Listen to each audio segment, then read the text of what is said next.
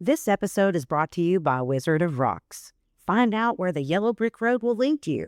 Wizard of Rocks features thousands of pieces and unique varieties of crystals, gemstones, mineral specimens, jewelry, and magical wares. Go check out Knoxville's wizardiest rock shop, located at the Southern Market in the Bearden area of West Knoxville.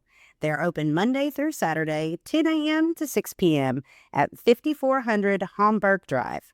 Whether you're a collector, a first-timer, or looking for the perfect gift, the Wizard has something for you. Tell them Creative Evolution sent you. Welcome to Creative Evolution, the show that gives artists a real plan for a long-term career. I'm your host, Josie J. Today we are joined by the man once named possibly the most interesting man in East Tennessee.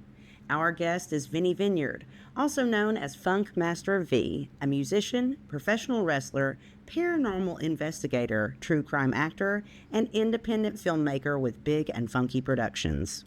In this episode, we dive into how he embraced the bad guy persona early in his career, proving that polarizing an audience can sometimes be the best way to stand out. We discuss why he completely ignores Hollywood gatekeepers to tell untold Appalachian stories like the Cherokee legend of Spearfinger, and why he fully embraces the idea that bad press is actually good press. Finally, we explore his philosophy that everyone has at least 20 bad movies inside of them, and why you need to start making your bad art right now, just to get the crap out and polish your craft. Let's start the evolution. Can we do it?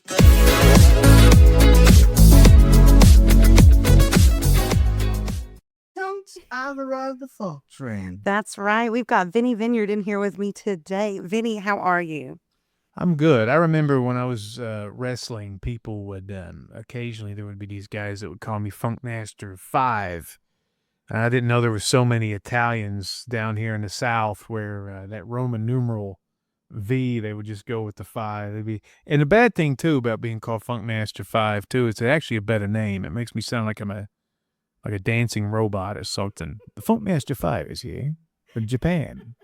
It's going to break down at the electric slide. It definitely does sound like that, doesn't it? It's a better name. That's why it probably annoyed me so much. So you are an actor, a writer, director, wrestler, and a politician. Let's just start from the very beginning. Vinnie, tell us about you. Tell us where you're from, the things you do, how you got here. Tell us all about it. Well, a lot of it's classified, so I'm going to have to redact a lot of this, so beep, beep.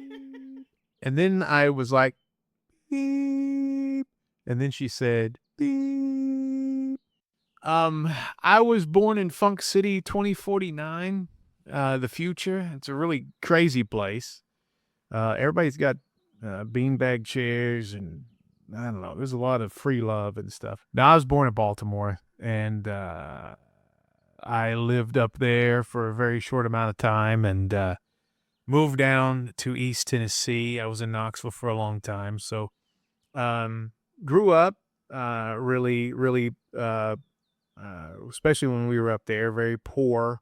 But so we moved down to Tennessee, and that was always, I never felt home down here, but I also like Tennessee quite a bit. But I always kind of felt like there's part of me somewhere else in the universe. So when it comes to entertainment, I kind of feel like that's a lot of, I've never really felt like I found my place. Even now, I like Tennessee, but I still feel like there was probably somewhere else for me to be. And but you talked to my friend Luke. I think he was here. He was here last week. He absolutely was. Yeah, I can still kind of smell this chair. It smells like, I don't know, and undisclosed. But I recognize that scent. But anyway, I kind of feel like my Luke is from Chicago, and he moved down here. He likes Tennessee a whole lot. And I always kind of felt like I like it, but there was, I don't know, this little piece of me somewhere else. So I'm trying to still find maybe where I should be at, but it's getting awfully late in the game for me to change now. Well, do you think it's like a longing that you feel? I don't know. It's like I like cold weather. But that goes back to my personality too, where I'm always scrambling with like it. grass is always greener for me. So if I went to the East Coast, I'd eat 3 or 4 crab cakes, and then I'd miss not paying a lot in taxes, and I'd be like, I want to go back down to Tennessee now. I got to pay property tax. I'm a part of an HOA now, that kind of thing. We're in Jersey now, and a guy's got to pump my gas. I'm going to strangle that guy, I've got to go back down to Tennessee, and then he'd come back down here, and everybody's just like, politics, and you're like, oh my God, I gotta get out of here. I don't know, maybe New Mexico. Maybe. Yeah, Hot air balloons. yeah, Those are nice. Yeah, but I went to school down here, met the love of my life in Tennessee, and a lot of my entertainment background, I pretty much started in radio and music, and a lot of that started out of the church. And I met my wife in church, which was an interesting story. I started in radio. That didn't go anywhere, but I also was doing music at the same time, and I was in a really just terrible Christian rock band. The band was so bad it was called Big Fish because we stunk like a big fish. It didn't get much better, but then it eventually mutated into something called Pimpin' Ain't Easy. So you can tell we kind of lost our way there, but got signed and shelved. I was with 2 really good musicians. We were making some really good rock, but it was kind of the rock that if we worked really, really, really hard and we toured a lot, we might be on the level of Zebrahead. You know what I mean? You ever heard of them guys? No. You never heard of Zebrahead? Never heard of I gotta get a more. They had like one song that charted at 51.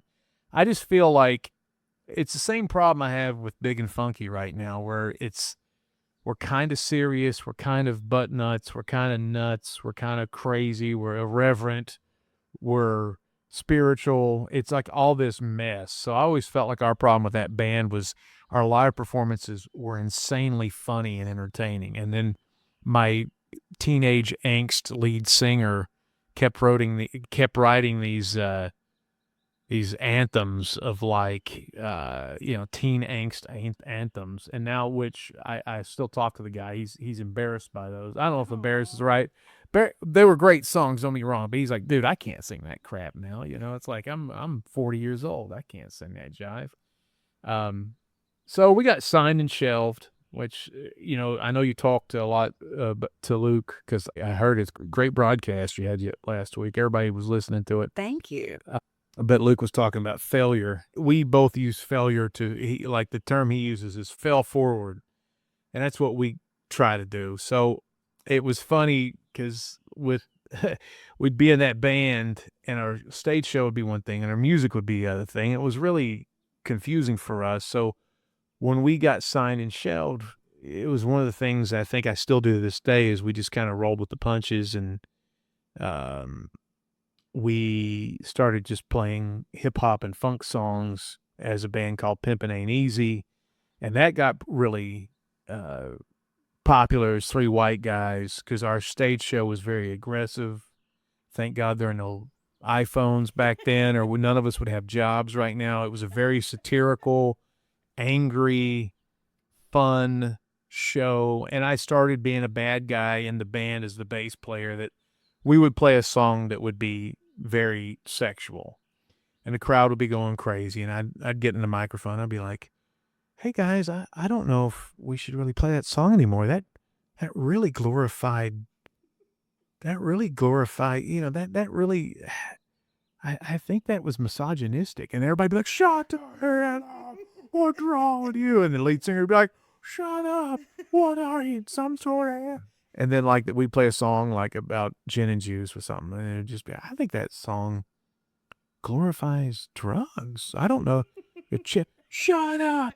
So I always had this antagonistical vibe, which it's easier to make people hate you than it is to make them like you. So I was good at it too, when I had a funny accent and I wasn't from down here. And then that when I got into pro wrestling, that was what I really leaned into, is making people upset and but being the butt of the joke and still winning the match, and just making people go, "God freaking guy."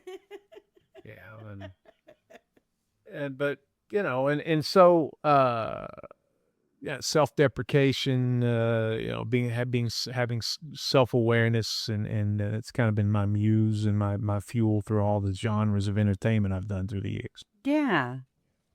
So do you feel like making people dislike you came easy to you? Yeah, exactly. Yeah, it's easier in wrestling. It's always easier to be the heel than it is to be the babyface, and it's easy to get people not to like you. It's hard to make people like you, and in wrestling, a heel's job is to get people to like the babyface. That's their job, not winning matches or doing cool moves or anything like that.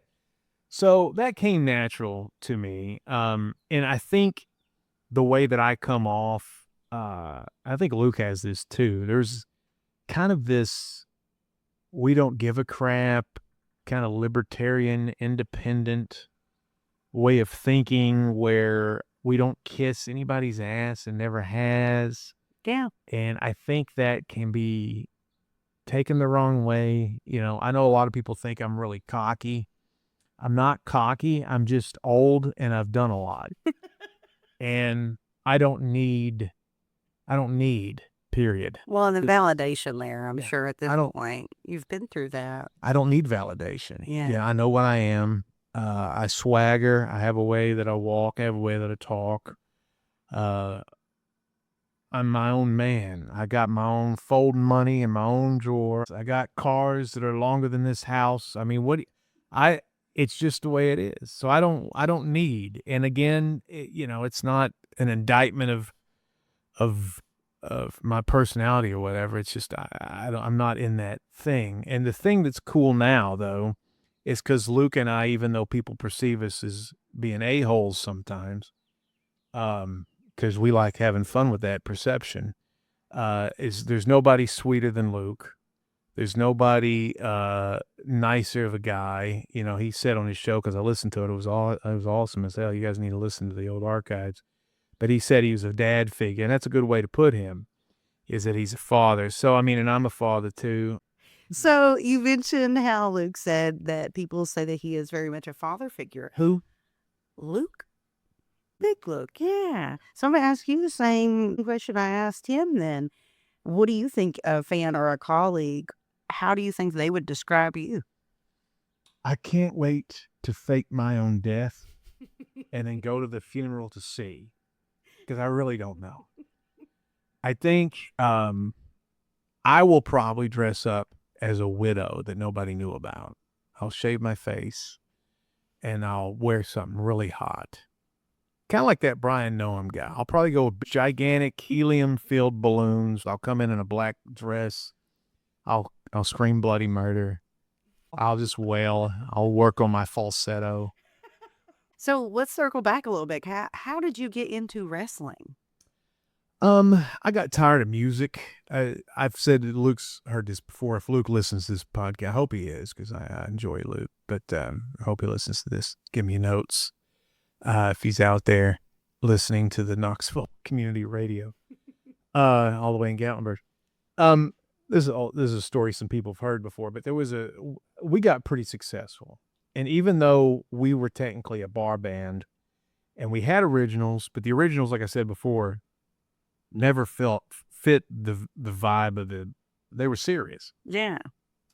And I even asked the guy later, the lead singer and the guy that wrote most of the songs, I said, why did we never think about doing a Tenacious D, Flight of the Conchords thing? Because we were really funny. And he was like, I don't know why we never did. I know he was young and he had a lot of turmoil in his life. And so you write what you know and to get through things. But in our 30s, we probably could have wrote some really funny stuff. And we did write stuff. So there was a point. So even though we had our own show, we used to do like more Stay in the Time dance steps. We would have skits. We would kind of did what everybody. There's a lot of people now, I'm not even going to say this, but there are a lot of people now who do a lot of the arrangements that we would combine bunches of songs. And I'll go out occasionally and I'll be like, we did that 20 years ago. Yeah. Or, different genres mash up and stuff. But even though we made the show our own instead of just being the jukebox, which is when you're a cover band or whatever. That's the thing you don't want to become, is just a playlist. Even though we did all that, and even though we had some great adventures and crazy sights and sounds, I didn't drink, and I didn't want to cheat on my wife. But so when you don't partake and you're on the road, the only thing that you're really doing is getting a paycheck. And we got to the point where we're getting paid very well, but I can make money in other ways. So I just got sick of it. I mean, I remember we played in front of 400 people in Cookeville. I yawned all show. We went to Nashville. We played in front of 1,100 people on the top floor of Graham Central Station, one of the coolest venues ever before it closed down. I was yawning. Then we played Owensboro, Kentucky in front of like 1,200 people. Big show, biggest show we ever had. I was yawning the whole time. And I just remember Joe Namath said, when you're yawning on the football field, it's time to retire. And at that point, I caught the whiff of pro wrestling. And at that point, I was still in my very early 30s. And I was a judo guy. I won a state championship in judo. And so it came naturally to me. And it took the bad guy persona, and I could use it definitely in a medium that was used for that. And so, or that was made for that type of thing. And, yeah, I just pawned it off because I was like, and so at that point though, I've been successful in entertainment enough that you can go around the local independent wrestling places and they are needing advice, ideas, image help. And I was able to trade training for, I can help you guys get a website and musicians to play songs for TV shows. And I can do videos and edit, and I can make DVDs and do promos that look good, compared to, this stuff that you guys are doing on Betamax, And so they were like, okay. So it came naturally to me, and I was pretty popular for a guy who didn't kiss ass. And that is a world where you really need to kiss ass. Yeah. And I never did. And I did pretty well for a guy that wasn't just like, who needed. I didn't need. I already was established. I already knew what I was. I had money, had a house, had a wife, had children that would allow me to beat them. Which I feel bad now that I didn't beat them more, because they really are out of line now. They're like opinionated and stuff. They wear clothes that you're like, what? I should have done more. I'm joking. I don't think children should be beaten. I really hope that everyone listening hears me giggling and knows that this is all just comedy. Yeah, I was a stand-up comic for a while too. I believe that. Yeah, I definitely do. What's funny is I wasn't good, but I did do well, but I stole all my jokes. Oh no. Yeah, that was before I knew that was a thing. I just thought, you just did that. That's funny. I'll do that in my own voice. Now I know that people get out there and they're like, George Mencia, you piece of Robin Williams, that guy. And, now you're like, oh, I shouldn't have done that. No, I wasn't creative. Now the humor that I have now is all based on my crazy life. It's good observation. I'm good at observational humor, and since I've had a crazy life, there's a lot of funny things I can reference. But when I was 20, I was just like, I was doing Henny Youngman, like one-liners, like in the era of grunge, and I was making it work somehow. Hey. Take my wife, please. I went to the doctor. I said, hey, my arm hurts when I do that. And the doctor said, don't do that. I thought that was going to work. I don't know why I didn't become famous for that. That's a good line. Somebody said that in 1942. I was bringing it back. I'm like a song and dance man. But anyway, so with the craziness in my life, and I really wanted to be in radio. That was my thing. And then we've actually made a movie about the true stories about me being in the South. I used to work in Knoxville at the Western Avenue racetrack, where it's a raceway now. That was the number one store in East Tennessee, and there was a lot of crazy things I saw there. there's a movie that Luke and I and the rest of the nutty bastards in Big and Funky we're doing it's a secret, but I'm going to tell you because I just don't give a damn. It's a gas station in hell or in purgatory story. And it's based on the River Styx, and it's actually in the Smoky Mountains. But I'm using a lot of my stories of working all night, the night shift at racetrack. You have a racetrack lighter. Mm-hmm. Okay, there you go. But there was one night that I had a situation with a used Kotex. Oh no, that was a horrible situation, and we're going to put that into the movie too. But that was a situation where it was good I had a gun. Let me just put it that way. I always carried a piece, mother of pearl, always strapped. I always have a gun in my boot, one in my fanny pack, one in my car, one on top of my car, one underneath my car, one in front of my car that just floats. I don't know how it does it. I asked a witch for a favor, and I have a floating gun. I don't have a gun. I don't own guns. No guns. I think people should be able to arm themselves how they feel, but I just don't. Guns are to me, I think guns are for pansies. When there's a guy that's talking about guns all the time, I'm like, you must not be able to take a punch. So if there was one thing about being creative or working in the entertainment industry that you could avoid entirely, what would it be? Aside from guns. I'm sorry, I wasn't paying attention. What was that question? If there was one thing about being creative or working in the entertainment industry that you could avoid entirely, what would it be? Well, money. The money screws things up. It's great to get it. I think artists should be compensated, but I do think it's really made things weird. And I know when money starts to get involved, it changes everything. And being independent is so cool, and you still can get paid. But contracts and things like that have not worked out for me. I always seem to get, signed shelf, talent holding agreement. We're putting a show on Netflix. We get fired from that. It just, also people's bull crap, hopes and dreams. Oh, if we do this for this long, this will happen. And it never happens. So at that point, there was one point where it was just Luke and I was like, we're not going to try to, there is no, we live in a great time. This is the problem with where Luke and I and Big and Funky are, is we're established enough, and we have enough money to where we don't need the pie in the sky dream, because we can do what we want to do anyway. And anybody can do, anybody listening to this, children, if you're listening, you too can be a son of a bitch. But you can do what you want to do with entertainment now, which is cool because of social media. Yeah. And there is no control. Like, there are no gatekeepers really anymore. You do have to get lucky.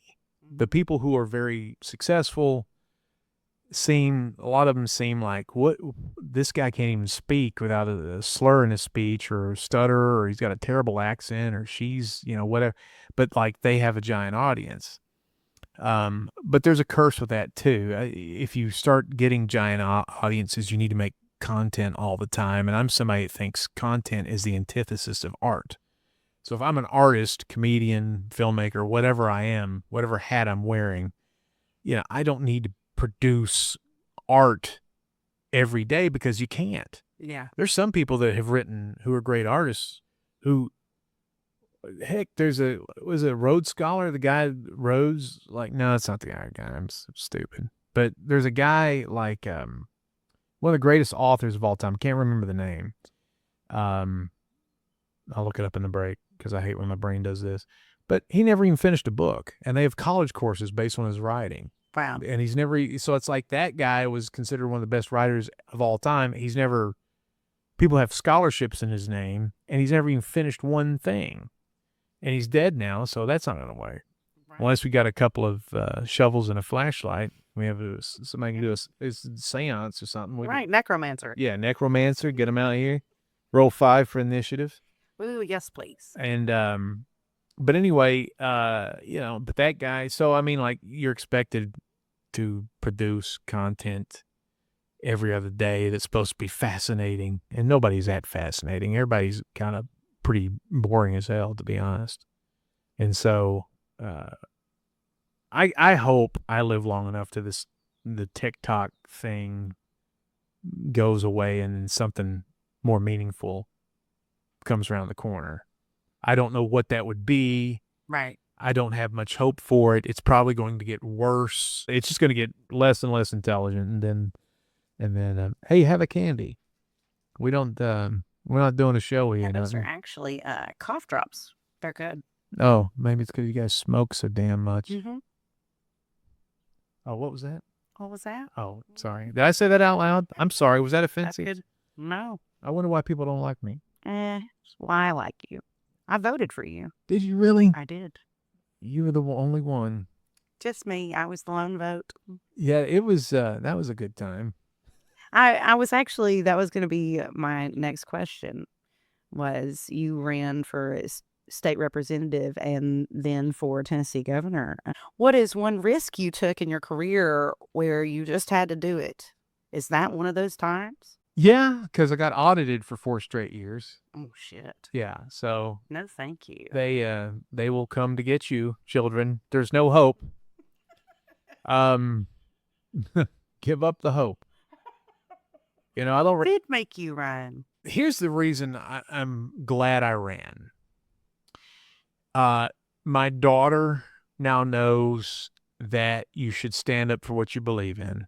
And I actually did campaign throughout the state, which is pretty laughable looking back on what I did and going to these towns and talking to these newspapermen and stuff and the questions they would have for me and stuff. And I'm like, this guy doesn't like me. Why is he even talking to me? But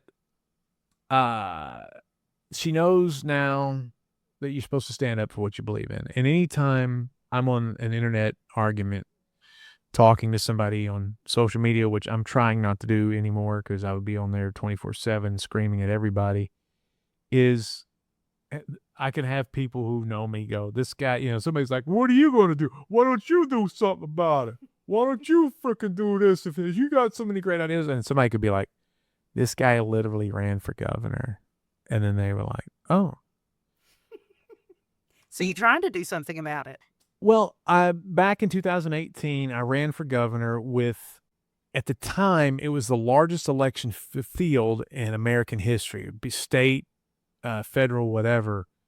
There was never more people that ran for one office, and it was a concerted effort. It was a bunch of libertarians, Greens, Democratic Socialists, and the pure independents, and a bunch of other people, but mainly it was a libertarian thing, where we were trying to exhibit the fact that in the state of Tennessee, you can't run as a libertarian, a Green Party, Democratic Socialist, Right to Life, or whatever, without an exorbitant amount of signatures. If you wanted to run for whatever, 25 signatures, Democrat, Republican, Independent. But if you wanted to be labeled by your party, you'd have to, I think at the time it was like 33,000 signatures. And then they're going to throw a lot of those away. So you really need to get twice as many. Yeah. 66,000 signatures. It took me like 3 hours to get 25. I mean, at a place that was designed where everybody sat around and signed each other's petitions. So, I mean, there's just no feasible way. Yeah. And so it's a way to keep choices off the table because the Democrats and Republicans don't want any competition because both those parties are inefficient and terrible. And so if there's anything that has like some sort of ideology that's like, maybe we shouldn't make everybody that's in office a quadruple billionaire, they're going to be like, oh, no. And so what they do is they get sued all the time. And they just go, and then the chamber or whatever will look at the motion that, hey, you should have libertarians and Green Party members and Democratic Socialists or whatever have the same access to the ballot, which under the state constitution are supposed to. And they'll just say, That's interesting. Let's move it to next session, which means that they'll bump it and they'll never look at it. Yeah. They'll never have to. So it was mainly, I knew I wouldn't win. We were all running together, but it was a movement to try to get awareness. And the good news is, everybody, nothing changed. So that's the story of today. Everything is meaningless. You will soon die. Your favorite food is filled with bad ingredients, and everybody you love secretly hates you. The end. No, I'm just kidding. Some of those aren't true. Some of those things aren't true, Yes. but some of those things are true. We all will die eventually. So, Well, you not know, me. there's that. I do have a plan. I knew you were a vampire. Well, no, that's vampires are evil. I'm thinking of something that's more to do with working on the time-space continuum. Yeah, science. It's big words and Big stuff. words. I don't want to bore the audience. You know, big brain stuff. I've got the inside track, though. Well, when you create the perfect flux capacitor, let me know. Well, who says I haven't? What do you think about listening to some local sound? Local sound? Like the lawnmower out there? Oh, in yeah. the distance? Yeah, let's turn that up. Sounds good.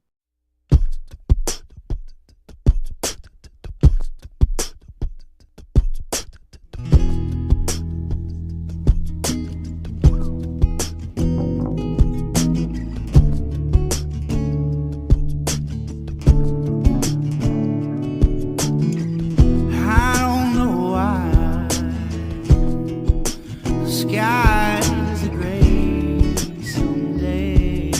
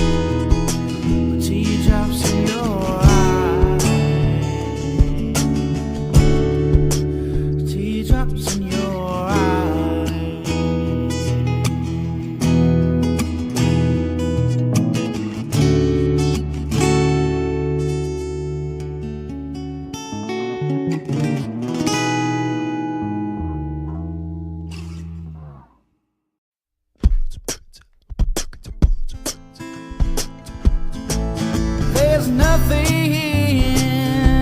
I can say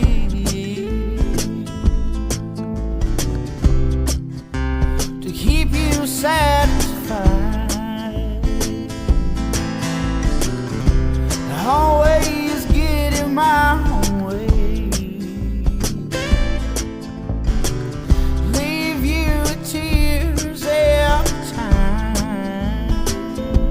Oh, but maybe this time around, yeah, I can work it all out.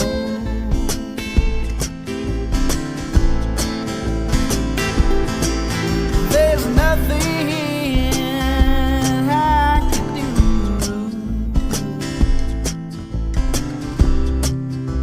to keep you off my mind. I said I'll prove what I've got to prove. Sometimes that can be justified. Yeah, from the look that's in your eyes. Yeah, burn so bright.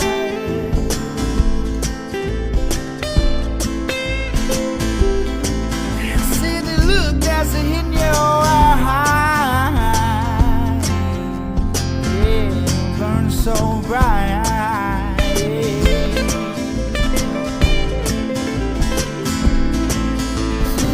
Fly away to some other plane. Nothing to say, just everything.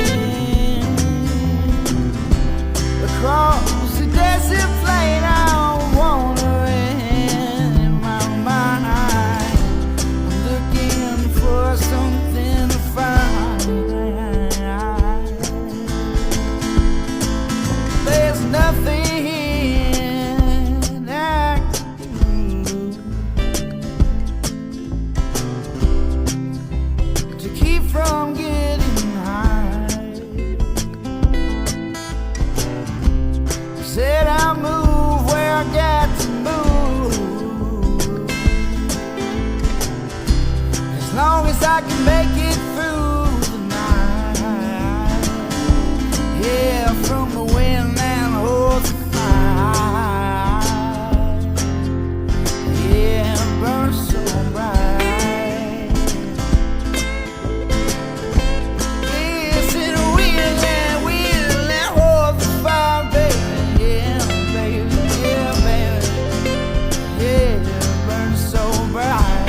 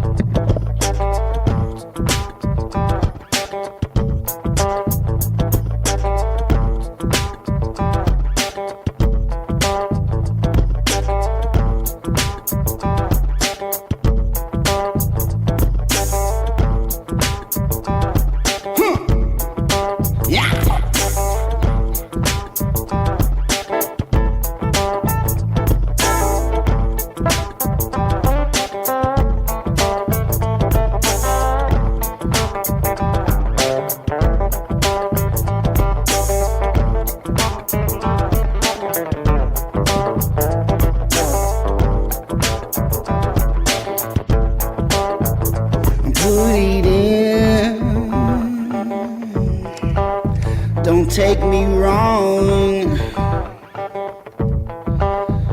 Is it a sin? Singing song. Yeah, my goal. Reel you in. Stuffed on my wall. Beside your friends. And I don't wanna see things like the way I did before you came around. And I don't wanna see your faces lying with the shadows on the ground. No, no, no, no, no, no, no, no.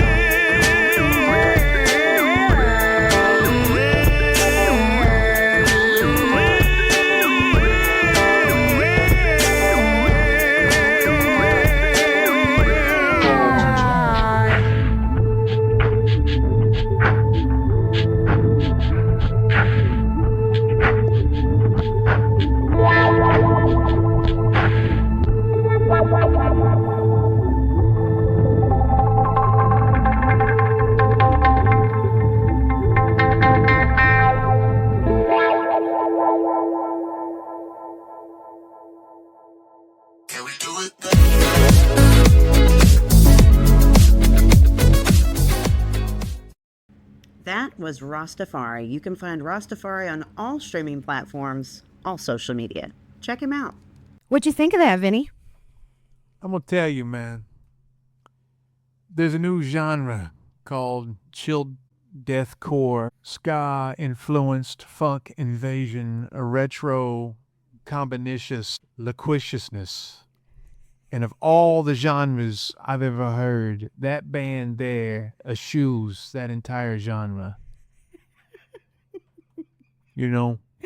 I do know. It's kind of like Morrissey, if Morrissey was less, and then also like a No Doubt, but also Primus, but in the same way, more than those, but less. It's a beautiful thing. I knew you would like that. I don't know what to do now in my life. So, Vinny, in 2013, the Maryville Daily Times called you possibly the most interesting man in East Tennessee. They just had to use that word possibly. What do you think they saw in you that made them rank that, and has that man evolved since then? When you want good press in the United States, children, certain journalists, men, women, other things that are journalists, mainly men or women, they sometimes accept checks made out to certain denominations of numbers, and the larger the number. Now, it was a hit piece. If you read, what's crazy about that article is you read every fourth word, it actually is asking somebody from Belize to come assassinate me. It was a code thing, and the CIA and intercepted it. So that's what happened. Is that a good enough answer? It was a call for murder. Thanks for bringing that up. Now, they, at the time, I was running for office, and then I was known to be in a crappy rock band and a better secular band, and I was also pro wrestling, and I think it was the time I started my transportation business, which is called Funkmaster V's Uptown Cabs of Renown. I'm an enemy of brevity. But so the guy just, I don't know, I was on his radar, and he just kind of, he was like, man, you're too cool. So he wanted to do something for me to help my business, I think. You are too cool. Well, he was also, you know, it was freelance. He was under a bridge for a few years. Bless his heart. Yeah. He was a troll. Is there something about who you are today that would surprise the version of you that they wrote about? I'm uglier, older. I'm not doing too well looks-wise. Smell-wise, not so good either. Fashion sense, totally gone. I said that before. This would all be horrifying to the 2013, if you saw the article. I don't know.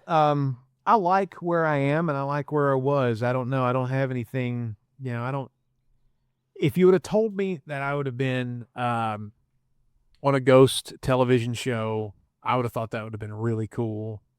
Now, if you asked 51-year-old Vinny, I'd be like, whatever. The fact that I'm making movies, that it's being that version of Vinny would have been like, far out, man. That's freaking cool. Yeah, but right now I'm just like, whatever. So there's a lesson in that too, right? You always want stuff and you think it's going to make you fulfilled. But like I said before, what makes me fulfilled is the journey. Not to sound like a live, laugh, love type of terrible proverb, but it really is being with friends and having people try to distract you with drawing on the office radio station stationery. You're trying to give a philosophical point. How many ways can you pronounce that? A few. So out of everything, the wrestling, the films, the politics, the paranormal TV show, the radio, what is the one thing that gives you the most satisfaction? Making movies. It's a combination of all. Pro wrestling was great. Playing music was great. It's all been good. It's all been building blocks, But I think making the movies, it's the hardest, and that's probably why. And it's crazy. Like, the one thing I'd like to stress to everybody out there is always get out there and do something and be somebody. But I've never quit. There was a point making a movie, because this is what happened. I mean, like, we were doing sketches and we were doing small TV shows, and we had a puppet show at one point. I mean, it was on these small little weird stations and paranormal stuff. And Luke said, I want to make a movie. And I was like, screw you. I'm the one that edits. And I was like, do you know when you watch a movie, Luke, and there's 50,000 names at the end of the credits, I will be doing 49,000 of those jobs. You're the idea guy. You write some. You look good on camera. But I'm the guy that freaking edits. I don't want to do it. And so when COVID happened, and then the news came out that all the movie houses stopped. It was like, okay, it's time to go. And that's what sent us on our trek. And yes, it sucked, because I've edited pretty much for the last 6 years of my life. Like 80% of what I do is editing. However, when I get out of the cave and I'm not editing anymore, it is fun. It's been a blast. So, I mean, I almost quit when I was editing our first movie, because it was so difficult. And then this guy who was kind of a charlatan. Can I give some advice to the people that are listening to this broadcast? Always. Wonderful. If you are trying to get into the independent film genre, and you want to make movies, and you run across a gentleman, a lady, a talking dog, someone who is in the Christian movie industry, and they tell you with a gleam in their eyes, we're doing a project right now with Kevin Sorbo. If you don't know who that is, that's the guy who was Hercules, and he's kind of now a big Christian thing. There's nothing wrong with that. But if they tell you that, run the other way, preferably push the guy down a flight of steps and run it, because they're always full of insane poo-poo. Everybody in that genre has some sort of project in the work with Kevin Sorbo. So they lead with that as their validation. So he gave me a bunch of technical advice on how to deliver a movie, and it was like reading a refrigeration guide for an old HVAC tech on how to discern if your flux capacitor, thermo detector in your air conditioning on the high side, low pressure, high side gimmick is having too much chlorofluorocarbons. I mean, it was just insane. I was like, they were like 9-letter words, and I was like, I can't do this. And then I realized the guy was full of crap, and I was like, but it was bad. It was, editing a movie is not easy to get it to where it's standard. And do you do the sound design too? Unfortunately, yeah. I do everything. Luke is the best idea guy we got. He writes, produces, of course. But when everything's kind of done, and he and I both direct, and when it's everything's in the can, then it's pretty much 99% me. But this last movie, which is a science fiction movie, it's taken a while because science fiction is hard to make it look good, because it's not just a horror movie in the woods or comedic thing in a radio station. It's I do have guys who are helping me with sound design and also effects and framing stuff, so that has helped out tremendously. So this new movie, which is a sci-fi horror comedy about the Oak Ridge supercomputer and AI, and how human beings are having to fight AI over the sovereignty of art. That's going to be released here very soon. Probably when this airs, it'll probably be already delivered like a pizza pie. Like a pizza pie. That's right. I'm ready for it. Me too. Well, you kind of covered my next question. My next question was, if there was one thing about this industry you could hand off to someone else and never do again, what would it be? Well, editing is funny because I always think at the Oscars and stuff, the editors, you could give me a Scorsese movie and I could ruin it with the edit. Yeah. And a good editor could take a bad movie and make it good, or okay at least. It's crazy how much power the editor has, and they don't get any of the credit. They always talk about directors and actors and things and writers sometimes, but really the editors, man. Good God. Yeah, they're kind of forgotten. But you have a lot of control. Yeah. Yeah. So in 2016, your cab company was ferrying Gatlinburg residents to safety when the Gatlinburg fires happened. Tell me what that night looked like from where you were standing. It was crazy. Like I said, I keep bringing Luke up, but like Luke and I at that time were pro wrestlers in the area, and we were really hitting with wrestling with ghosts. There was a time when we got fired from Fox on the wrestling show. Nobody would want to do anything with us. And so we went to some friends that Luke had in Chicago, and we started doing a podcast up there called God Makes Beautiful Things. And that kind of got us back on track, because we couldn't even get booked as just a tag team. And we never had problems with that until that damn show went south, which is funny.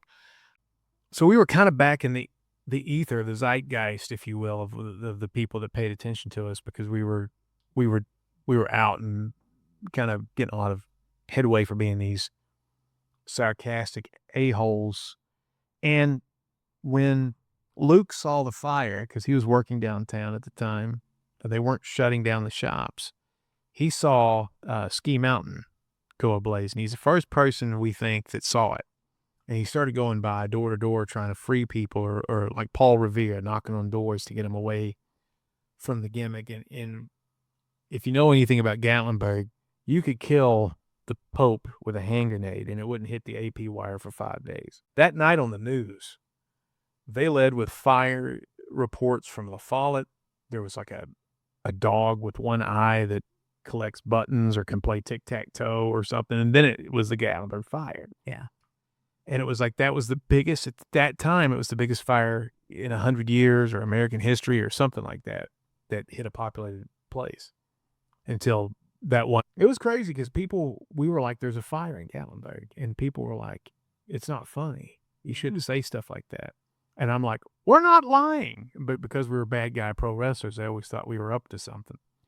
And I'm like, we're not lying. They're like, it's not on the news. It's not being reported.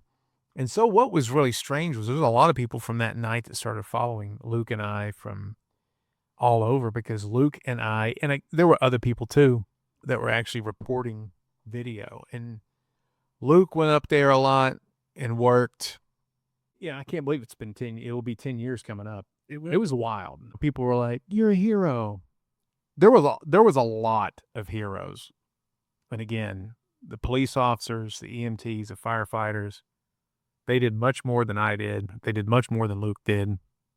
And there were other people who weren't on social media who thought it was important to broadcast this stuff. There were people, I've heard stories all night long about people who were watering down like Smoky Mountain Brewery with a water hose all night long, just to make sure the place didn't catch a blaze. And there was a lot of people doing stuff like that. Yeah. And I wasn't the only taxi cab driver that was taking people to safety. There were a couple people I know I probably saved their life. And that gets kind of strange. But it was the scariest thing I've ever seen. It's probably, I don't have fear unless I'm on top of the roof. I don't like heights. Like I'm tacking shingles back down. I don't like that. But when I was driving into Gatlinburg from East Parkway, and I couldn't figure out why all the cars that were coming the other way had amber lights on. It's like, why are they all turning their headlights off? And then it dawned on me that the smoke was so bad you couldn't see the white lights. You could only see the amber parking lights or whatever they call them. And I was like, this is strange. And then I realized I ran out of the house. I didn't have any water. I didn't have a blanket. I didn't have really appropriate attire. I had no weapons, no first aid kits, nothing to help. Like if anything bad happened. And then a tree branch, it's like the movie Twister. A tree branch came, I was going towards Gatlinburg down East Parkway. A tree branch slid out of the peripheral vision into underneath the tire, and it was on fire. Yeah. And I had to slam on the brakes, And I was like, I don't have any gloves. I had to reach in and grab a burning branch out from my car before it set my whole van on fire. It was wild. I mean, it felt like at one point that I was going to be, there was only one way out of Gatlinburg. That night also let me know that Gatlinburg, no matter how many pancake houses and gondolas and chondolas and all these steakhouses and stuff from country music stars, it is isolated. Yeah. And there is no help. Getting there takes, I mean, what is the closest thing? Knoxville or Maryville or something? I mean, it would take forever to get out there to help them. And if there's ever a fire again, it would be so easy for just everybody to be trapped. We were lucky that night that it rained, and we were lucky that night it was a Monday. Yeah. If it had been a weekend, it would have been terrible. It was already terrible. There would have been a lot more deaths. So what did you learn from the community during the fires? The community was awesome. I mean, there was a lot of evil that came out of that. There was a lot of people that made it about themselves. There's a lot of people, like, I didn't charge for taxi rides for like 2 months, and my taxi drivers gave up their pay. But then people started taking advantage of that. Dolly Parton's awesome. So, I mean, it was awesome. I mean, everybody helped.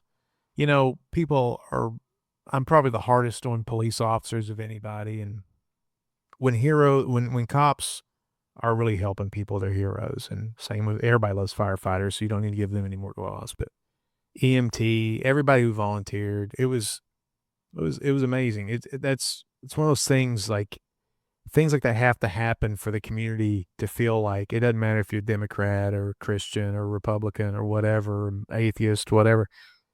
It's about people, taking care of each other. And that's what's, I don't know, that it's awful that things like that have to happen. But sometimes when stuff like that happens, it reminds you that this is what's important is community and stuff like that. And people actually saving each other's lives and saving each other's properties and trying to make their lives easier. And there were a lot of people that ran from the flames.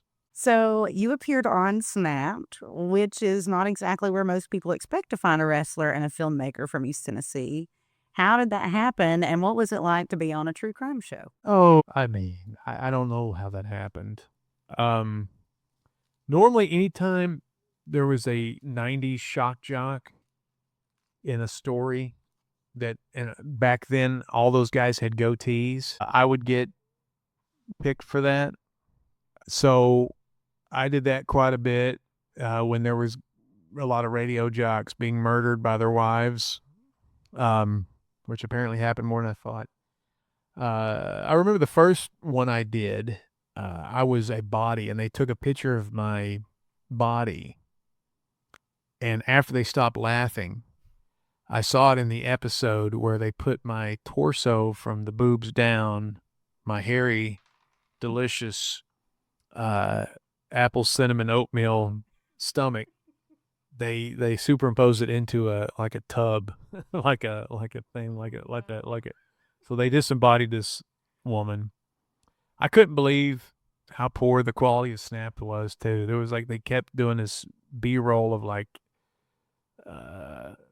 the jury chairs, and there was a couple of them with buttons missing, and I'm like, you couldn't find a good row of jury chairs. I said, this look, golly, man. But they've improved over time. It's okay. Don't ever, this is some more advice. I don't know why I'm giving anybody advice. Nobody needs advice from me, but if you're ever wanting to be in a movie and somebody goes, hey man, you want to be a body? Say no, because the body is the worst job. You're laying out either in the extreme cold or the extreme sunlight, and you're either melting or freezing to death. You're like, I feel like I'm dying, sir. Shut up. We got to get this shot in. It's Snapped. Snapped. You ever heard of it? Scarlett Johansson watches this. You're staying still. I'm sorry. There's bugs crawling in my nose. You stay still. Can't move at all. Can't move at all. Yeah, that does sound awful. It's terrible. It's the worst. I can hardly sit still as it is. I can only imagine having to pretend like you're dead. So did working on the show like that, how did it change how you think about storytelling? Oh, it didn't change anything. No, it changed what I felt about any experience you do helps you. I'm a big believer in eradicating ignorance. And so, if, you're just like, I don't know how they would do that. And you see it being done. And there are things about Jupiter Entertainment and Snap that is, I'm joking with them a little bit, but those guys work hard. It is a job. Those guys would rather be making movies with their friends probably. Yeah. And I'm lucky that way that I get to do that. Those guys are doing these things and they're making, they got health insurance and stuff like that. That's what they're doing, and God bless them for it. And it's an everyday job, and it's a bigger production than you would think. There are grips. There's a lot of electrical equipment, a lot of costuming, a lot of producers, insufferable actors. You're back there with the actors. We're all just, none of us has a line. We're sitting there on Snap, and somebody's like, "Oh, I'm on a YouTube channel where we're doing Shakespeare, but we're actually rapping Christian rap lyrics." And you're like, I want to get out of this room. I don't want to talk to you anymore. And so everybody's trying to impress each other. Like, I was on Guardians of the Galaxy. I was next to a footstool, and Chris Pratt, they said he was going to be there that day. He wasn't, but if he was, and oh man, that's awesome, dude. So you have to put up with that. You should get hazard pay for putting up with the actors. As an actor. As an actor, yeah. As the body. Yeah. and the actor. No, I've done things. I've shot pool. Luke likes the one where somebody comes in with a shotgun and I do this face. That made it like an extra long, elongated, like, oh, my face is about to be shot off. Everybody who knew me watched that through the remote control. They were laughing so hard. But yeah, it's good times. So what is one thing you know about the business side of being a creative that you wish someone had told you before you learned it the hard way? Before I learned it the hard way, I don't know. That's a good question. I wish, again, it's like these questions are tough because they kind of make you who you are in a way. Like, I kind of wish I started making movies when I was in my 20s. But I learned so much being in radio, in touring the Southeast and the Midwest in a band. I wouldn't have found Luke or any of my friends with Big and Funky. I wouldn't have been in any of the Ghost experiences. So I wouldn't have this pantheon of Big and Funky history to rely upon. The thing that I wish, this is actually a good answer to this question. It's better than the last one I had. The last one was bullcrap. This is a good question. This is a good answer for this because this is actually true. It seemed like everything I've gotten into was dying. Like, movies are dying right now. I got into Ghost TV. We won a nationwide competition. Luke and Travis, El Gordo Gringo, and Big Luke. We got it. Ghost TV's dead. I mean, right when we won it. And that just seems like, I got into wrestling when I was probably too old. I got into a kick butt rock band when music died, when Napster and Livewire and all that stuff came out, LimeWire, and just totally killed album sales, and so rock, all bands died, R&B girl bands, funk bands, hip hop bands, anything that had more than one person was dead, country bands, anything. So it seems like I've always been a day late and a dollar short. So I wish I got into some sort of genre that was cresting, but I guess I'm always like, I'm too slow. I don't know that you're too slow. I think that society is just unpredictable. Well, I can't predict it, so I wish I could predict. Me too. Yeah. Football games, lottery numbers. What do you think about listening to some local sound? I've been waiting for 10 minutes for you to ask me that. I can't wait. Let's do it. Let's do this.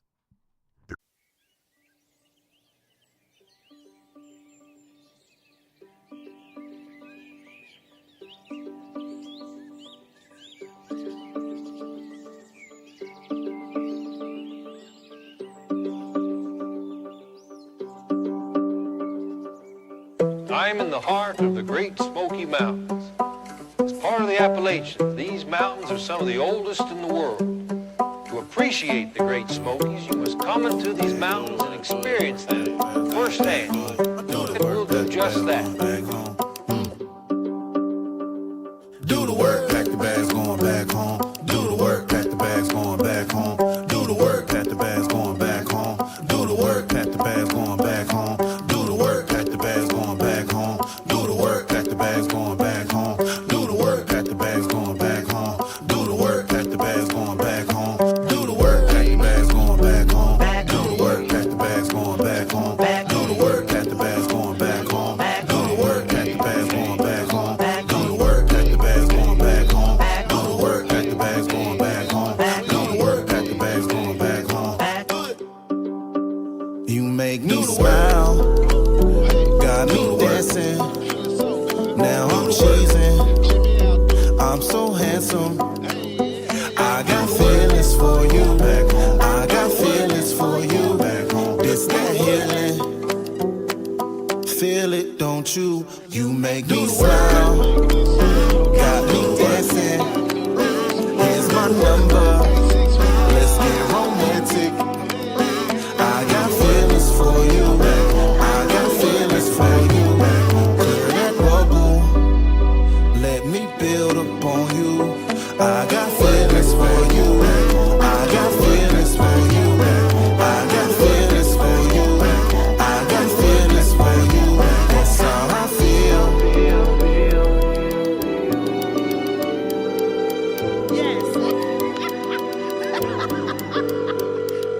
Your call has been forwarded to an automatic voice message system. Say, Bush. Is not available. At the tone, please record your message. Chapter 2. Earth.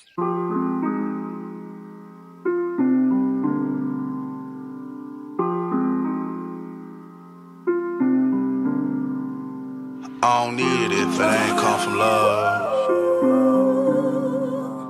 I chose me, ain't going back to drugs. Hey.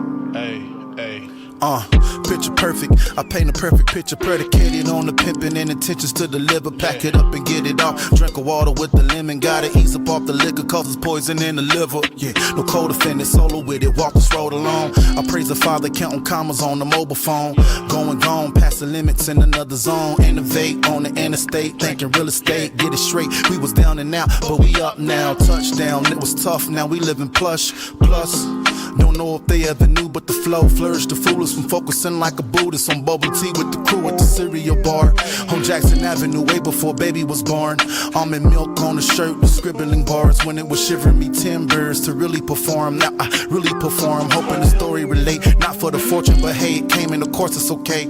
Conversations with God, talking about walking with faith. Give them more of me as I get these priorities straight. Hey, all I need is inner peace and vroom vroom that go beep beep and big pad with the flat screens for the whole squad. Get the family for the family. Hey,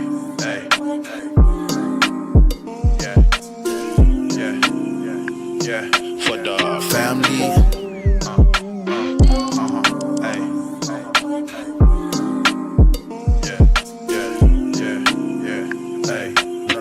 Paved the path to a better pattern from shifting habits. Then learn to laugh at my lowly status while climbing ladders. If they ask how I finally made it, I'll say imagine. Graduated, came out the basement, I flip a tassel, no tobacco. But I'm with a pack that like to smoke a lot on stage with the strobing lights. Shoot it like it's golden eye. Get it from my mama, ain't no stopping, no I won't deny. Addicted to the flow and rhyme, fight it, this ain't Cobra Kai. Nah, it's a part of me like arteries. And if I'm lost to see nowhere to go, I know the heart will lead. Set my sail, plan a route through the stars I see. Reach for the feeling that Wayne felt at the Carter 3. Away before it, I love it, I can't ignore it. Do it if I was poor on the corner, bumming for quarters. Knew this was something special. Get the camera recorded. This can't just live in my city. Ship it out and deport it. Know where the source it. This came from praying in the morning. Long walks in the forest. Scuffing my only Jordans. Keep me supported and patched up. When I'm all bashed up, don't normally ask much. But all I need is inner peace and vroom vroom that go beep beep and big pad with the flat screens for the whole squad. Get the family. All I need is inner peace and vroom vroom that go beep beep and big pad with the flat screens for the whole squad. Get the family for the family. Boy was a head taller than when he left. Now with back. And now he knew how much he had missed his family, even his father, who he had grown to accept. He had left his home out of fear. He had returned out of honor. He had survived the trials of childhood. The boy was now a man. He was free to shape his own destiny.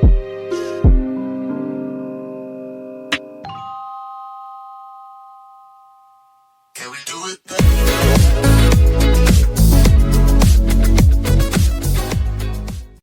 That was Knoxville's own Jay Bush. You can find him everywhere, all streaming platforms, all social media. And we're back. We're back. They're editing me severely. They're editing me. You need to call my wife. Whoever's listening to this show, they're going to edit me severely. I'm editing him as we speak. Oh my God. Copy paste. I have a cough drop in my mouth. I'm going to click it. It's going to be Morse code and decipher. She's too dumb to pick up that I'm going to do this. Oh, it went down my throat. The dashes weren't dashes. It's hard to do with coughed out. So let's dive back into this. So you saw that nobody was telling stories of Appalachian legends on films. That is a good question. And decided Big and Funky would do it. So what made you ask, why not us, when most people would have assumed Hollywood would get there first? I think we started making movies before the Old Gods of Appalachia podcast, and I could be wrong about that. But I know we had, with our paranormal show Wrestling with Ghosts, we did a investigation of Spearfinger out in Bryson City. And a lot of crazy stuff happened on that investigation. It's really interesting, and somebody should look up the episode because it's really crazy what happened. So that gave us the idea to do a movie about Spearfinger because nobody's ever even talked about Spearfinger. And back then, this was during COVID. If you put in Google and put in Spearfinger, nothing popped up. It was like 3 people's drawings, but nothing popped up. Now, if you look up Spearfinger, it's loaded, and a lot of the people are imaging artwork and their imagination of what Spearfinger looks like off the girl that we had, Candy, who played Spearfinger in the movie. It's really kind of cool. We've had some sort. Now, here's the bad thing. I'm white, and I don't know nothing about Spearfinger except what I've been told. This is a Cherokee story. They should take it back over. I'm sorry with what we've done to you. But that goes back to the point, though, that there are tons of stories in these mountains that aren't being told. And when Luke and I and Travis and Candy and whoever else would go and do podcasts, they always want to go, what do you think about Bigfoot? Well, screw Bigfoot. Everybody's got an opinion. You can talk to somebody else about Bigfoot. I don't know nothing about Bigfoot. My tag team partner's Bigfoot. That's all I know. And they have an entire Sasquatch festival every year. So let's talk about the stuff nobody talks about, like Spearfinger and the Boojum and the River Styx and all these things, like what's happening in Oak Ridge. And there's all these stories around here. So that, I don't know what led, we did the hike, and I don't know if me and Luke or I have this weird obsessive thing. Like I was like, 1 movie's not enough.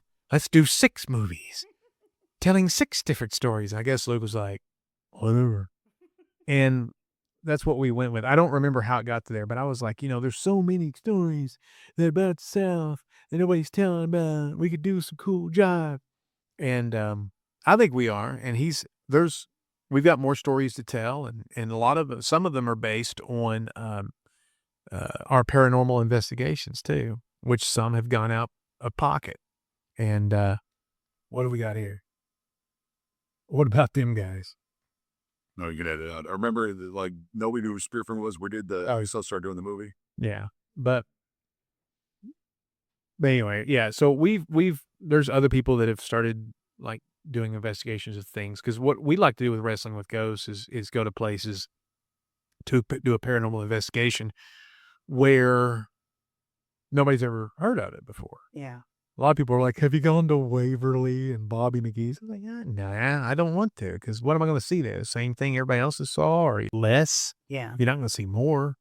I want to go somewhere that in video and tape something that nobody's ever seen before and tell a story that's never been told before. So, Luke's from Chicago. I'm from Baltimore. I'm East Coast. He's, Chicago, second city. There's been stories about New York, Texas, Chicago, Baltimore, Los Angeles, Canada. There's nothing really being made, and everything here that's being made is always like, well, let's go over her and kiss my sister. It's like, it's too goofy. Like what they were, the accents on The Walking Dead were killing me. It's like these Southern accents people do. It's just blows my mind. Now, there are some people that talk like they fell off a pumpkin truck or something, but for the most part, man, everybody's normal. It's just, it's the flavor. There's a guy in Knoxville called Howler and Hittin' Hill, and I heard him talk about these dudes from Knoxville, and he was like, the people who settled in these mountains, they crossed over mountains. And there's something about a personality of someone who got away from the East Coast, and they went over mountains to settle. Now, I would like to say this. They also stopped over the first mountain. The other pioneers kept going. They were like, yeah, my packers. We're staying here right. We ain't going to the gold. We're going to stay right here. We're going to grow onions. Yes. What about the gold? That's why we left Boston. Screw that. We're going to grow potatoes. But anyway, but there is something about people that got the heck out and then quickly quit. That's enough. That's our personality. That's what we want to immortalize. So which Smoky Mountain legend surprised you the most when you dug into it? Was it Spearfinger or was it something else? I would say Spearfinger is the one that going into the investigation, you think nothing is going to happen, and we're just all together in a car, and we're going to go walk on a haunted path at 3 a.m. or 1 a.m, and then we're going to eat on the Cherokee reservation, and then that. So it's a crazy story is so we decided to do an episode of Wrestling with Ghosts about Spearfinger because in about a 16-month, 18-month period, there was about 12 or 13 deaths in the Smoky Mountains where people were getting killed by trees falling on them or falling off cliffs or mudslides. And that's all of Spearfinger's MO. And doing investigation, Spearfinger is a Cherokee legend, a lady who was a rock golem who could she could look like she was made of flesh, and she had a very long pointed finger on her right hand that was made out of obsidian. She would use the spear finger, her right pointer finger, and poke into people's bodies and eat the liver. And she can also shapeshift and look like a grandmother or some guy you want to bang, or girl if you want to bang. It depends on how you swing. Anyway, she would shapeshift, get you off trail, boom, eat your liver. And some legends say you would walk around for a little while, a couple of days, and then you're like, does anybody smell ether? And then you just fall off deck because your liver was gone. Now, that all sounds like gobbledygook stuff, right? And we go over to the episode, and I'm wearing my mink coat, and I have my crazy glasses and stuff, and I'm like walking around talking to these natives over there in Cherokee. I'm like, tell me about Spearfinger. So they were polite, but they were guarded because what I realized at the time, it would be like somebody going, tell me about John the Baptist. His head got cut off. Does he walk around on a plate with his head going, hey, I don't feel so good. You'd be like, hey, ease up, pal. It's what. So you learn that maybe they don't believe literally that there's the Spearfinger golem running around, but it was the stories told stories that explain things, like how she died and how the raven is not to be trusted. But I think there was some other bird, and I can't remember this. Swaney did talk to a Cherokee person about this, but it's like a chickadee was the hero or whatever and helped kill Spearfinger at the end. Spoiler alert. So we go out there, and so there's this thing called the Nolan Creek Trail, which is the most haunted trail in North Carolina. Now, I don't know how they rank haunted trails, if there's like an AP poll, like it's college football season. Nolan Creek Trail is predicted to be the national champion this year, and Banks Autumn Trail is rated number 2, the only trail that can take it out. I don't know how you rank a haunted trail. Right. How do they? Because we I don't- always see the articles of Most haunted places. How do they? Yeah, it's like the coaches poll this week. I can't believe Hell's Bar Dam slipped down to 11. Anyway, so we're going on this. It's like 1 a.m, whatever. So somebody there did say, if you do see orange lights, watch out. And those are spirits trying to warn you that Spearfinger's nearby. Okay. All right. So there was a hand, but it was a hook. No. So the lights flying around, and we capture on camera. There's orange lights. We're on the trail, 1 o'clock in the morning. El Gordo Gringo, which means it's Spanish for the fat American. There's Big Luke Walker, which is English for Big Luke Walker. There's Candy. There's my daughter. There's me, Funkmaster V. And is that it? That was it. So we are there at 1 a.m, and there's orange lights we capture. And we're like, did we see those orange lights? We rolled the camera back, and we did. Okay. So we start walking down this trail. Now, to the right, there's a river or creek that is just kind of bubbling the whole time. Now, you've got to understand, this trail is off a road called the Road to Nowhere in Bryson City. It actually is a road that was going into a town called Proctor, which is now abandoned, and they never finished it. But there's no gas stations, there's no houses, there's nothing out there. There's not a Target, there's not a Dollar General. So we're like, okay, orange lights, here comes the bubbling brook, and we're going by the bubbling brook. Now, we do this paranormal show, but we're not total true believers. We're not idiots. And there's a lot of times when paranormal people go, water makes ghosts come out, and the ghosts like water. You're like, okay, whatever, how do you know that? And so, to me, I've always thought the water sounds, you could hear disembodied voices from water, because water is always kind of lapping and making different noises, and you could be going, it's telling me to kill my dad. You know, and it could just be water just beating all over the rock. But we all heard screams, men's voices, women's voices. And again, we're off a road, we're on a trail off a road called the Road to Nowhere, which is literally 30 minutes. Oh, let's put that anywhere. 30 minutes from anywhere. And so there are no people camping. It was also cold. I think it was in the wintertime too. So it wasn't like it was summertime and people were out there goofing around. And it was freaking us out. And we're just like, what, God, man, what is going on over there? And it wasn't in English when you did hear words. So that was kind of creepy too, because we're Americans. We only speak English because we're dumb. And so we kept going, and all of a sudden, I'm recording, and I hear up in front is Luke, and there's Candy, there's my daughter, and there's El Gordo Gringo, which is Spanish for the fat American. And there's me, and I've got the camera, and I'm in the back. And behind me, I hear Luke's voice go, hey, guys, with his deep baritone voice. And Luke's in front of me, and I'm like, he's leading the pack. He's so brave. And I'm like, hold on, whoa. We stop it, roll it back. Hey, guys. And it's behind, you can tell. And I'm like, that's nuts. Well, we keep walking, and you got to keep in mind, Spearfinger is a mimic, and the orange lights were supposed to warn us. We keep walking. All of a sudden, a strange rock, and Luke is an amateur gemologist, which isn't he? Wouldn't he be? He's just so wonderful. He's so well-rounded. And a strange rock that's not indigenous from that area flies past my daughter's head, almost hits her in the head. Oh, my gosh. And it hits the tree with the sound of a Phil Necro softball. And it was a ball of limestone, which is not indigenous of the Smoky Mountains, from what I remember. You have to ask Luke. It might have been limestone. So we just had a mimic. We just heard disembodied voices. We just had a rock fly by my daughter's head, almost bean her, and hit a tree and made that pop.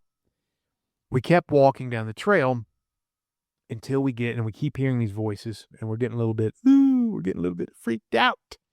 And we get to a point to where there's a beaver dam. And we're like, do we want to walk across this beaver dam? And we all do, because we're all 9 mentally. But the old people in us are like, I don't want wet socks.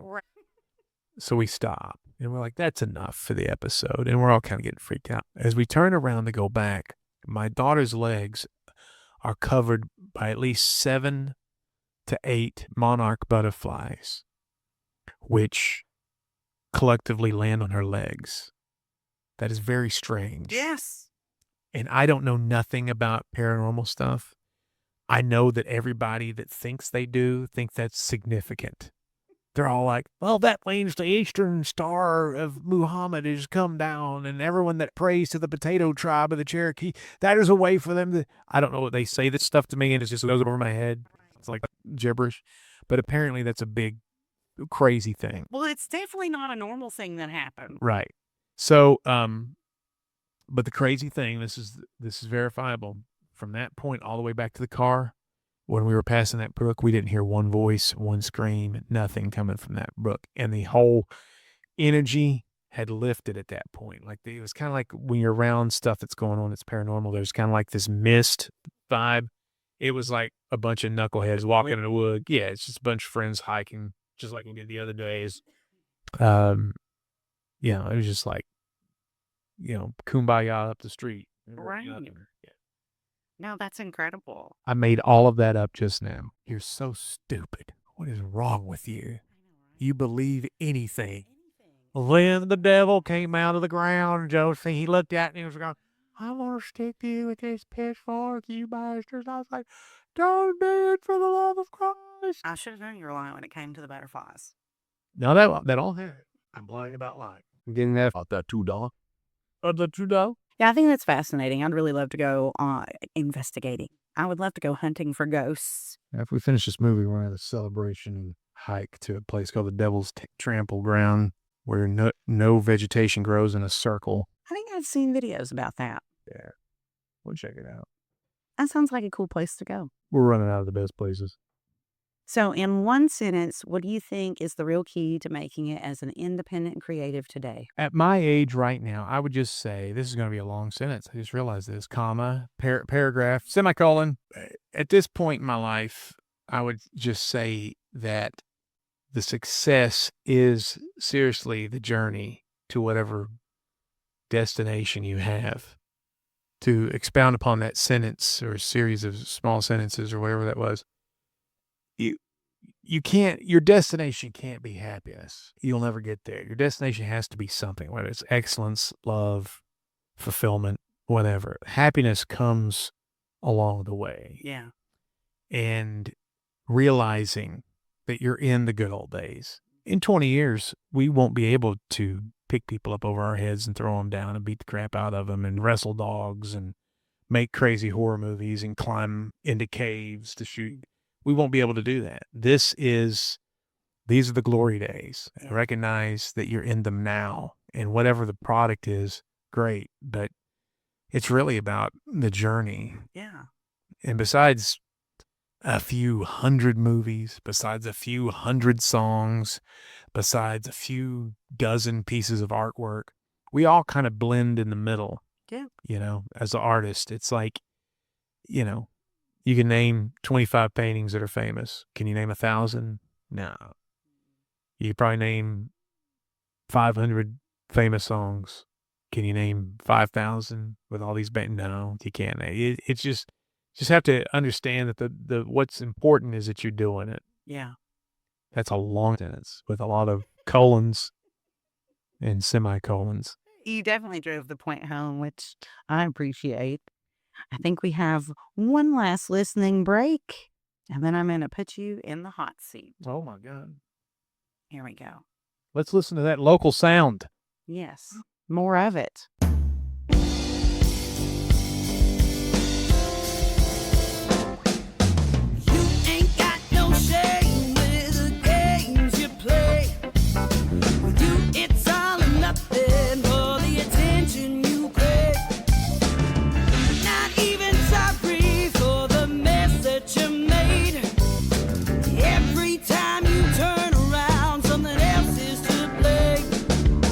Line them up like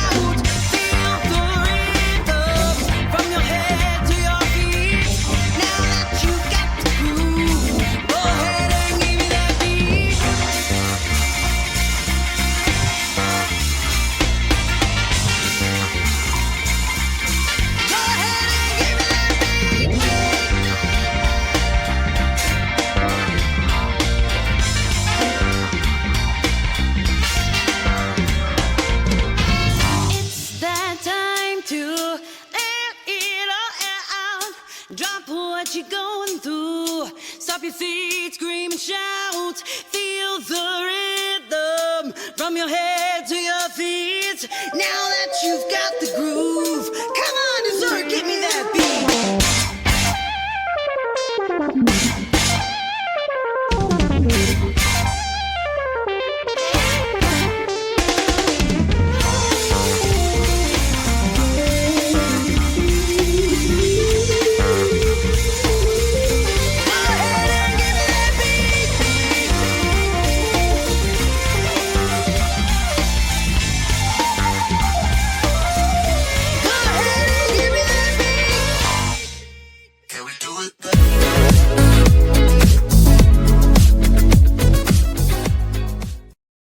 That was Josie J and Dessert. You can find us on all streaming platforms, all social media. Welcome back. Welcome back. All right. Was that some local sound? That was the local sound. I know. You felt it in your bones. God almighty. So it's been absolutely wonderful having you here. And to thank you, I'm going to put you in the hot seat. Oh my God. Yes, I know. I know. So, for those of you who do not know, the hot seat is a quick answer game. I will ask the questions and Vinny will answer as quickly as humanly possible. Let's go. Funkmaster V or Vinnie Vineyard, which one are you when nobody is watching? Probably Funkmaster V. Wrestler or politician, which role taught you more about people? Politician. Horror or comedy, if you can only make one for the rest of your life? Comedy. The Hike, WJHCAM, or Camp Smokey, your personal favorite, and why in 5 words? WJHCAM, because it be so good. Baltimore or East Tennessee, which one made you who you are? East Tennessee. On stage, in the ring, or on set directing? In the ring. Or wrestling with ghosts, which one has gotten you the most questions at parties? Wrestling with ghosts. Finish this sentence. Success as a creative is? Hard as funk. And if you could leave developing artists and individual creatives with one final piece of advice about building a successful long-term career, what would it be? This applies to filmmaking, and this is one of my favorite quotes. It's inside of you, there's at least 20 bad movies, 20 terrible films. Start making them now. Get out now. When you're like, I'm not ready, I don't know, just do it now and get all the crap out. And then when you learn the game and you learn the rope, there's something about being involved in the game, in the cycle for so long, and people see that you're struggling and you're doing something, people will come help and give you advice. Eventually, it's like a gym in one of those tumblers, you know, it starts to polish over time, but you got to get out there and work and get in the real world. And just get out there now and start creating now. Don't wait. I love that. No. So tell everyone where they can find you. Right now, I am at Josie's house next to this table. I don't know how long I'll be here. If you hear this, there's a good chance I'll be gone. You know, that's absolutely correct. Check out our movies at bigandfunkyproductions.com. There's links to the streaming services. You can also buy merchandise there, which is nice. And also keep up with what we're about to do. We're about to release a movie called Showdown in Secret City. It's by far our best film. It's about it's a sci-fi horror comedy about the evils of AI and art, the world of art, and how 4 brave filmmakers vie to take down the Oak Ridge supercomputer. There's another film we're making this summer. It's about a gas station in Purgatory, and it sounds like it's going to be freaking great. I'm also going to be involved with another movie called Swipe Wrong and something called Who Farted. Thank you so much for coming and being on Creative Evolution. Oh, this is not the Tonight Show. What a fantastic and unfiltered conversation. Funkmaster V is the ultimate example of what it means to build a relentlessly independent career, just like his friend Big Luke. His story proves that you don't need everyone to validate your work, and that true artistic freedom means making the exact art you want to make without waiting for permission. I especially loved his reminder that success isn't a final destination, but simply the journey of doing the work you love with your friends right now. Be sure to check out our show notes to find links to Big and Funky Productions and Vinnie's social media pages. I want to give a huge shout out to the incredible independent artists we featured during today's music breaks, Rastafari, Jay Bush, and my own band, Josie J and Dessert. You can find all the links to support their music right down in the show notes. Building a long-term career is not magic. It's about discipline, thoughtful planning, and the courage to reinvent. Take a moment today to identify one terrifying next step in your career. Let go of the need for perfection and commit to taking it afraid. Remember, massive action equals massive results. I'm Josie J, and until next week, your time to evolve starts right now. Can we do it?